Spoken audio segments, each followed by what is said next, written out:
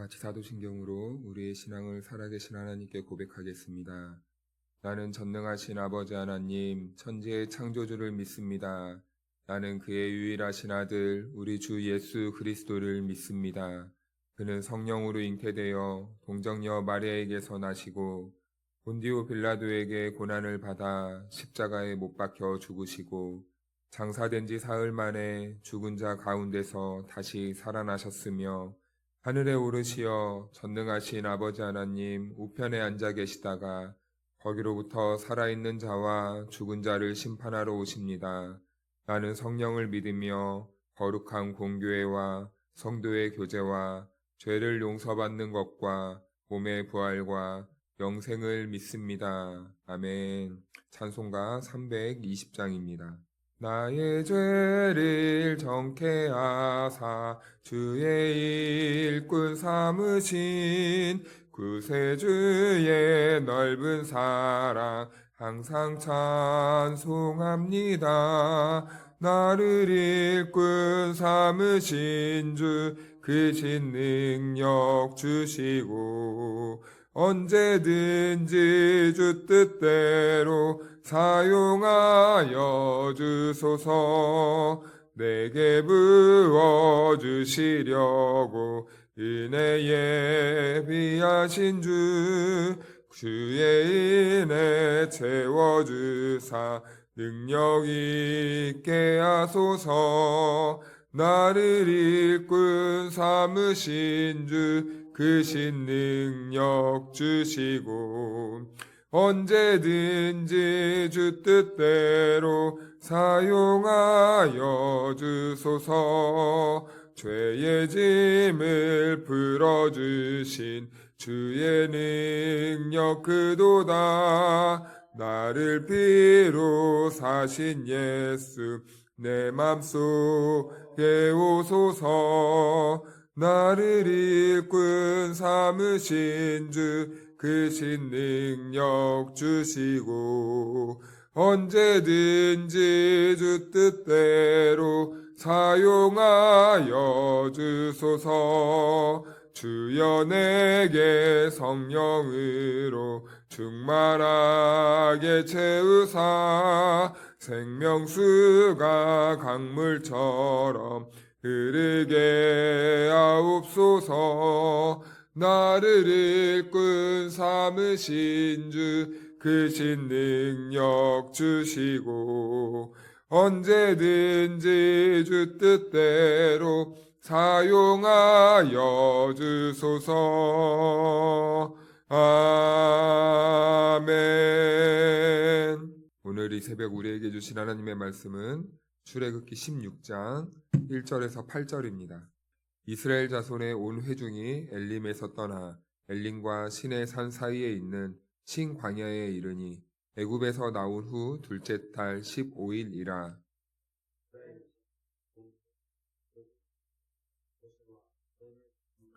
이스라엘 자손이 그들에게 이르되 우리가 애굽 땅에서 고깃가마 곁에 앉아 있던 때와 떡을 배불리 먹던 때에 여호와의 손에 죽었더라면 좋았을 것을 너희가 이 광야로 우리를 인도해 내어 이 온 회중이 줄여 죽게 하는도다.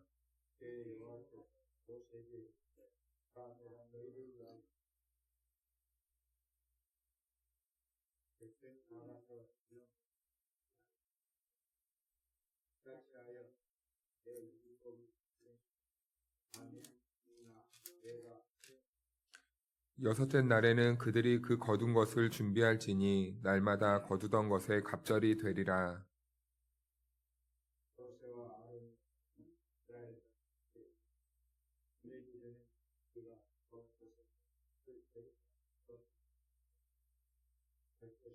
아침에는 너희가 여호와의 영광을 보리니 이는 여호와께서 너희가 자기를 향하여 원망함을 들으셨음이라. 우리가 누구이기에 너희가 우리에게 대하여 원망하느냐. 모세가 또 이르되 여호와께서 저녁에는 너희에게 고기를 주어 먹이시고 아침에는 떡으로 배불리시리니 이는 여호와께서 자기를 향하여 너희가 원망하는 그 말을 들으셨음이라.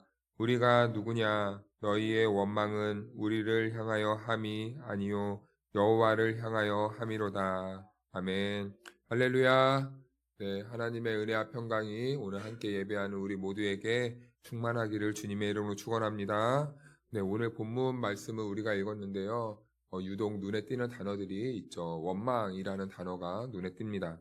그렇다면 이스라엘 백성들이 원망을 했는데 하나님께 원망했을 때 그들이 무슨 내용으로 원망을 했는지 우리가 알아야 되겠는데요. 먼저 우리가 1절 말씀부터 보면요. 둘째 달 15일이다 라고 이렇게 말을 합니다. 그들이 떠난 지 이제 한 달이 되었습니다. 그들은요, 한 달 전만 해도 애굽에서 살고 있었어요. 그런데 애굽에서는 그들이 잘 먹고 잘 사는지는 모르지만 그래도 그들이 자식을 낳고 있었고 가정을 낳았고 그리고 이동하지 않고 안정적인 이런 정착 생활을 하고 있었을 것입니다. 어찌됐든 간에 맛있는 것은 먹지 못하지만 그래도 가정에서 이렇게 정착하면서 가족들과 뭐 아침, 점심, 저녁 뭐 식사는 같이 하면서 이렇게 살 수 있었겠죠. 비록 이렇게 노예 생활을 살고 있었지만 나름대로 이렇게 안정적인 생활을 하고 있지 않았을까. 아무래도 이 가정에서 정착한다는 생활은 그렇게 안정적인 생활을 할 수 있었을 것입니다. 그런데 그들이 지금 마주한 현실은 어떻습니까? 아무것도 없습니다. 아무것도 없는 텅 빈 광야, 모래바람만 날리고 아픈 아무것도 미래도 보이지 않는 텅 빈 광야 속에 지금 그들이 현실을 마주하고 있다는 것이죠. 여기에는 물도 없고 먹을 것도 없고 그리고 단체 생활로 자유도 없습니다. 하고 싶은 것도 할 수 없고 하나님이 가자면 가야 되고 멈추라면 멈춰야 되고 그리고 또 모세와 아론의 이 지시에 따라서 이제 단체 생활로 이제 같이 해야 될 일들도 이렇게 그들은 감당해야 하면서 살아야 합니다. 그러니까 자연스럽게 이들의 이 마음은 불편해지는 것이죠. 집에 있으면 그래도 나름대로 자유로운 생활을 할 수 있는데 여기에서는 모든 것이 다 제한되는 것처럼 이렇게 여겨집니다. 답답한 것이죠. 그리고 삶도 여유도 없으니까 원망도 더 깊어지는 거죠. 그렇다면 우리가 여기서 한 가지 생각해 보아야 되겠는데 하나님께서 이 광야로 이스라엘 백성들을 이렇게 200만 명가량의 사람들을 데리고 나왔을 때 그들이 기쁜 마음으로 따라오길 원했을까 아니면은 원망할 줄을 아셨을까라는 이러한 생각을 한번 해보게 됩니다. 그런데 하나님은 이 광야의 이 사정을 누구보다 잘 알고 계시고 그리고 이스라엘 백성들의 그 상황도 누구보다 잘 알고 계셨으며 그리고 인간 안의 본성이 어떤지도 하나님께서는 잘 알고 계셨을 것입니다. 그래서 하나님께서는 이 광야로 나왔을 때 그들이 이렇게 원망을 하실 것을 다 알고 계시지 않았을까라는 이런 추측을 하게 됩니다. 그래서 이 이스라엘이 원망이 무엇으로부터 시작을 되냐면 그들이 이제 결핍으로부터 하나님을 원망한다는 것을 우리가 알게 되는데요. 2절을 보면요. 이스라엘은 모세와 아론을 원망하는데 그 원망은 일단 전혀 이상하지 않다라는 것이죠. 왜냐하면 그들이 애굽에서 살게 내버려두지 왜 이런 광야로 끌고 왔냐고 이렇게 이스라엘 백성들이 반응하고 있는 모습입니다. 그렇다면 그들이 어떤 내용으로 원망했는지 우리가 이제 그 실제 내용을 보고자 하는데 3절 말씀해 보니까 이렇게 되어 있네요. 이스라엘 자손이 그들에게 이르되 우리가 애굽 땅에서 고기 가마 곁에 앉아 있던 때와 떡을 배불리 먹던 때에 여호와의 손에 죽었더라면 좋았을 것을 너희가 이 광야로 우리를 인도해내어 이 온 회중이 줄여 죽게 하는도다.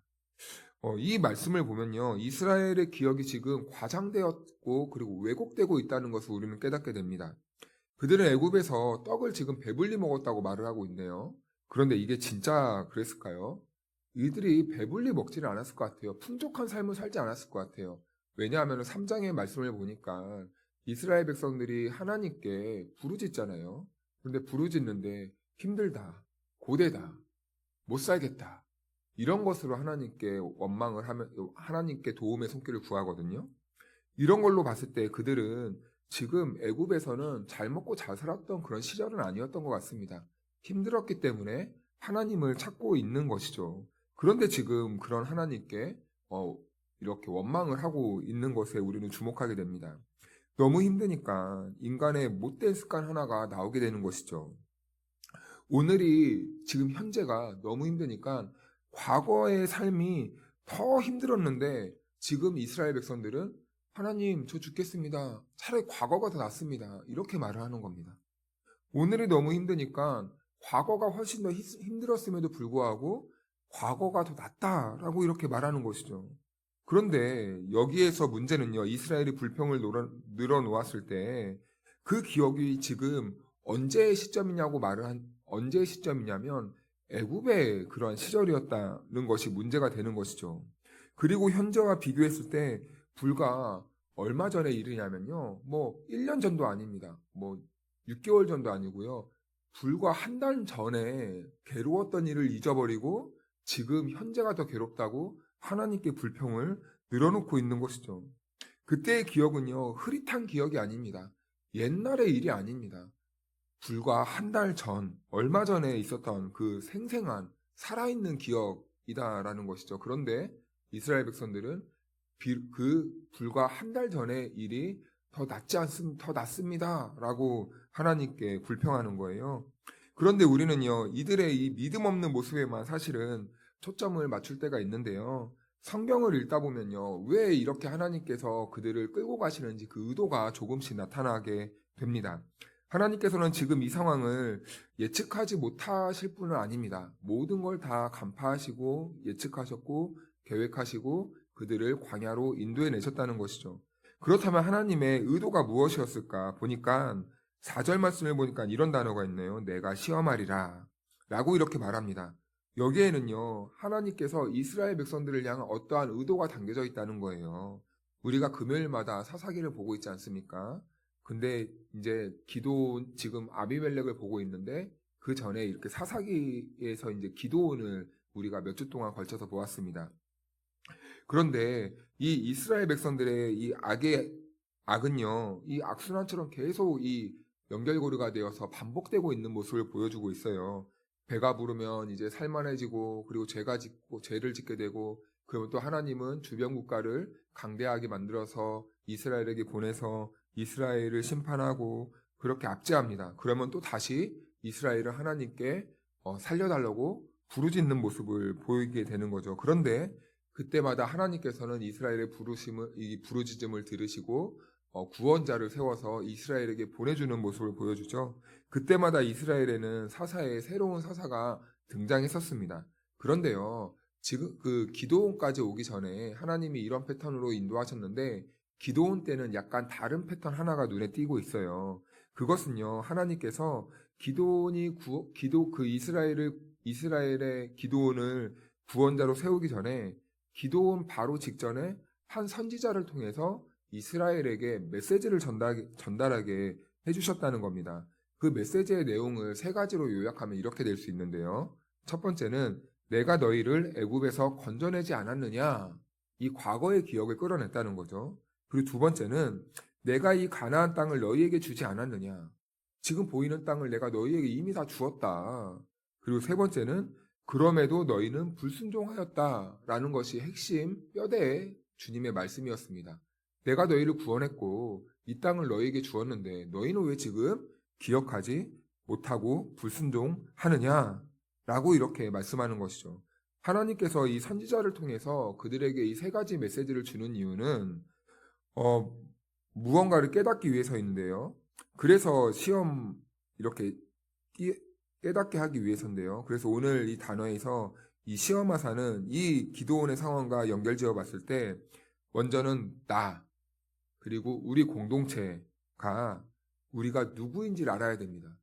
우리가 이 이스라엘 백성들이 과거에 그 애굽의 노예로부터 이 부름받은 존재라는 것을 기억을 해내야 된다는 것이죠.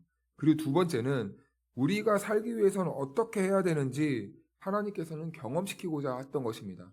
살기 위해서는 어떻게 해야 됩니까? 순종을 해야 됩니다. 이 가나안 땅을 너희들에게 주지 않았느냐? 이제 순종하고 정복하는 일이 남은 것입니다. 그런데 하나님께서는 기도온 시대의 이스라엘 백성들에게 너희가 불순종했다라고 이렇게 말하는 것이죠. 그래서 이 4절의 시험하다라는 말은요. 이 시험을 통해서 이스라엘 백성들이 누구인지 깨닫게 되고 그리고 정말 참되게 행복하고 복되게 살기 위해서는 우리가 무엇을 해야 되는가라는 그 시험의 목적이 담겨 있는 것이죠. 그래서 3절을 다시 보면 이들의 기억은 지금 애굽의 시간을 기억하고 있습니다. 이것도 당연한 현상인 것이죠. 그들의 기억이라고는 애굽의 시간밖에 없습니다. 애굽의 시절밖에 없어요. 우리도 마찬가지입니다. 우리도 예수님을 믿기 그 전의 삶은요, 그 예수님을 믿기 전 세상 속에서 살았던 그 삶의 추억과 기억밖에 없는 사람들입니다. 그러니까 이스라엘도 역시 애굽의 시간과 애굽의 추억을 떠올릴 수밖에 없는 것이죠. 그래서요, 우리도요, 원망할 때 항상 그 근거가 무엇입니까?